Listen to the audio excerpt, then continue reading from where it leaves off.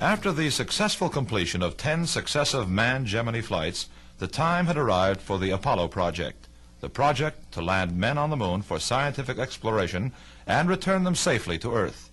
It has been called the greatest scientific, engineering, and exploratory challenge in the history of mankind. Sitting atop the Saturn 1B rocket in their 12-foot-high Apollo space capsule, astronauts Schirra, Eisele, and Cunningham blasted off on October 11th, 1968. 10, 9, 8, 7, 6, 5, 4, 3, 2. There's ignition! Look at the flame pour out from the bottom of those 8 engines. A huge orange cloud, as usual, blowing up, and you can hear the newsmen applauding in the background as the Saturn 1B lifts off Path 34. A brilliant flame shooting down as it climbs ever so slowly up into the sky. Schirra's heart rate at liftoff was 87 beats per minute, 87 beats per minute at liftoff. And at staging, when the first stage burned out and the second stage ignited, it hit its high point during the entire mission of 100 beats per minute. 100 beats at staging, 87 at liftoff. Which is, I can never recall a liftoff heart rate in the 80s. I can recall some in the 90s, and I think they were Wally's. Hey, we got you. I can see Eisele talking there. Hey, Don, turn your head to the right. There you go. Hey, you're picking up, I can read it now, just a minute. It says from that lovely Apollo something. You guys should write high atop something. Looks good. I can see Wally Hamlet now, and Don has a smile on his face, and there's Walt. Lean back a little bit. You're too close to the camera. There you are. We'll have Cecil B. de Stafford down here directing. Okay, what's the next one? Keep those cards and letters coming in, folks. It's loud and clear. We've got a communication here from the American Federation of Television and Radio Artists advising that the 3 pilots have been awarded honorary memberships in that union, which represents all performers on radio and TV. Their cards will be awaiting for them when they get back down. The Apollo moonship passed with flying colors a major test of its big blaster rocket engines. A 66-second blast from the 21,000-pound thrust engine was run half on automatic and half by Schirra manually. It boosted the ship's orbit at its high point from 174 miles up to 279 and a half. Here's how it sounded. 5, 4, 3, 2, 1, ignition.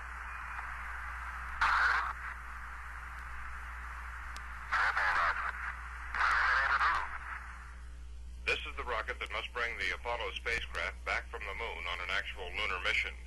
The test came at almost the 1-week mark in space, long enough for the Apollo to have gone to the moon and back. Drill Sergeant Wally Schirra put his fellow Apollo astronauts through close order drill in the spaceship this morning during the television show. It was such drill as only could be done in weightlessness. They do a slow left face. Now a very slow about face.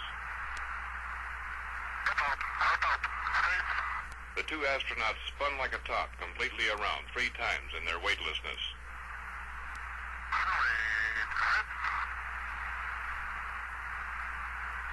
As you can see, we have our lighter moments. Oh, that's bad.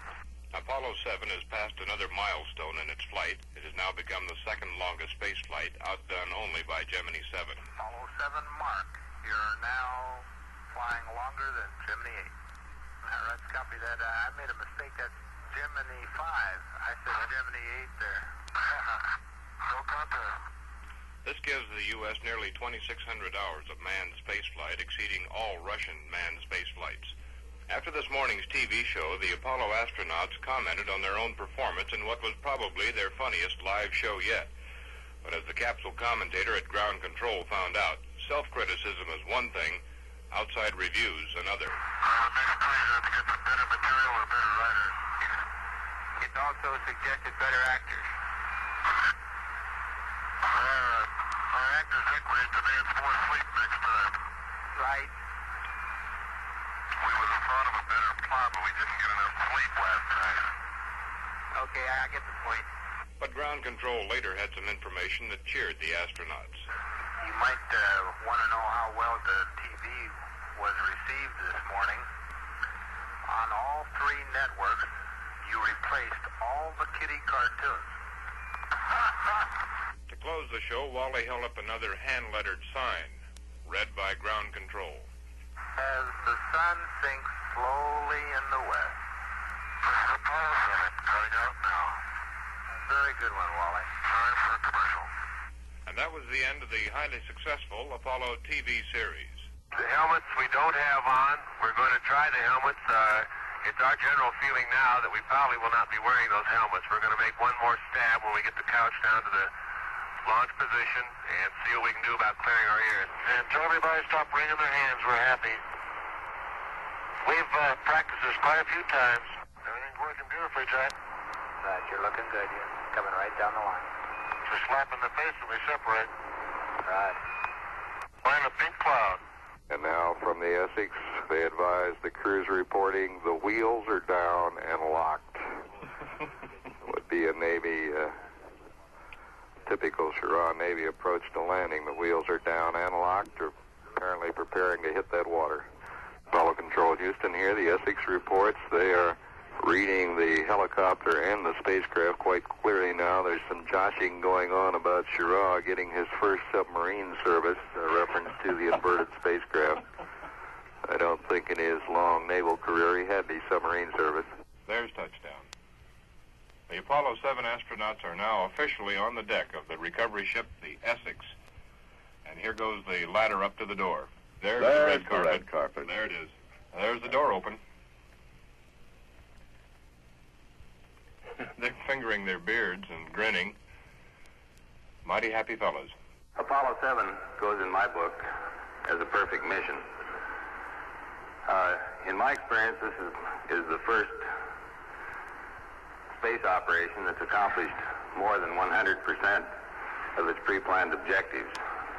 Our official count is that we accomplished 101% of our intended objectives. There was no stopping the American space program now. The Apollo 8 flight plan called for a flight around the moon. It was the Saturn V that did the job, the mightiest of rockets with enough power to place in Earth orbit all U.S. manned spacecraft previously launched. Apollo 8 orbited the moon and returned to Earth. Standing 363 feet tall, the Apollo spacecraft left the planet Earth on December 21st, 1968.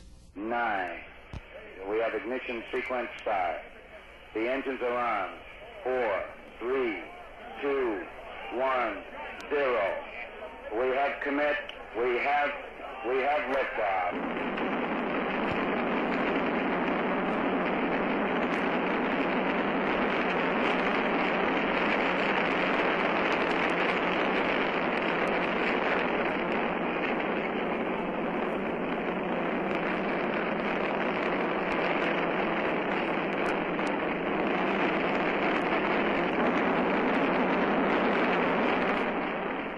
Astronauts Frank Borman, James Lovell, and William Anders were deposited in Earth orbit about 12 minutes later after all stages of the giant Saturn V rocket in its first manned flight performed by the book. The first live TV transmission from astronauts in deep space proved to be even better picture than those from low Earth orbit of Apollo 7. Except trouble with the telephoto lens, it did not work out. Apparently the trouble is in the lens itself. Well, we're all in very good shape. Jim is busy working, preparing lunch. Bill is playing cameraman right now, and I'm about to take a light reading on the Earth. We all feel fine. It was a very exciting ride on that big Saturn, but it worked perfectly. And we're looking forward now, of course, till the day after tomorrow when we'll be just 60 miles away from the moon. This transmission is coming to you approximately halfway between the moon and the Earth. We've been 31 hours, about 20 minutes into flight. We have about less than 40 hours left to go to the moon.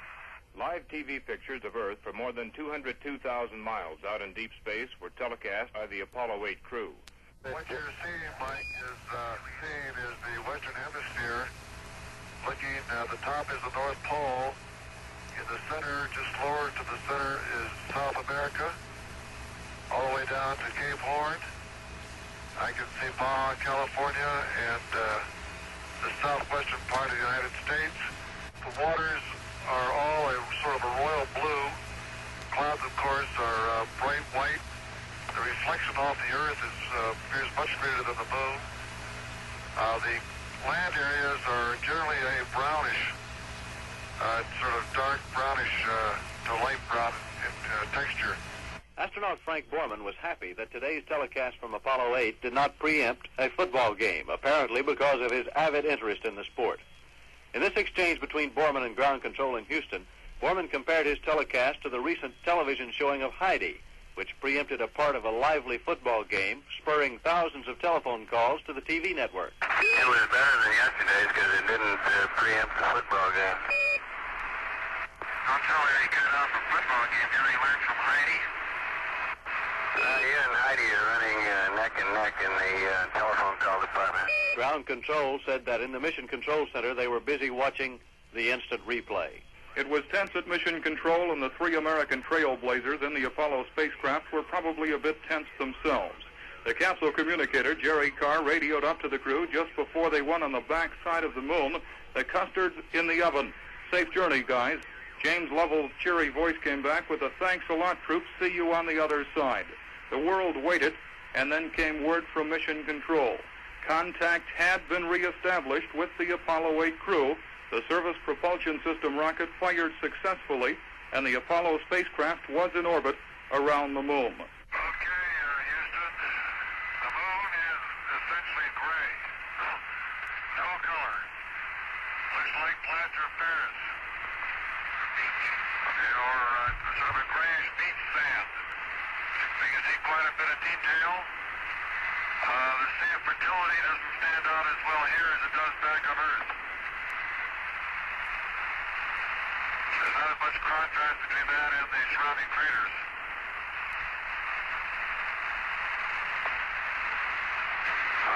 The craters are all rounded off. There's quite a few of them. Some are newer. Many of them look like, especially the round ones, look like hit by meteorites or projectiles of some sort. We've had to switch the TV camera now. We showed you first a view of Earth as we've been watching it for the past 16 hours. Now we're switching so that we can show you the moon that we've been flying over at 60 miles altitude for the last 16 hours.